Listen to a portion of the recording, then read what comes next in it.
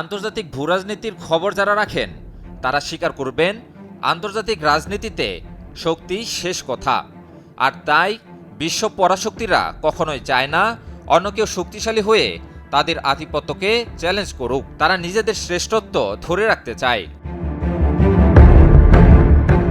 তবে এক্ষেত্রে ব্যতিক্রম উত্তর কোরিয়া। যুক্তরাষ্ট্র ও পশ্চিমাদের চাপ প্রত্যাখ্যান করে পরমাণু শক্তিধর রাষ্ট্র হয়ে ওঠে উত্তর কোরিয়া। এবার পরমাণু অস্ত্র নিয়ে চাঞ্চল্যকর মন্তব্য করলেন দেশটির সর্বোচ্চ নেতা কিম জং উন। কিম জানিয়েছেন, ইরান ও যুক্তরাষ্ট্রের মধ্যকার বর্তমান চলমান সংঘাত প্রমাণ করে পরমাণু অস্ত্র ত্যাগের চাপ প্রত্যাখ্যান করে তার দেশ সঠিক সিদ্ধান্ত নিয়েছিল।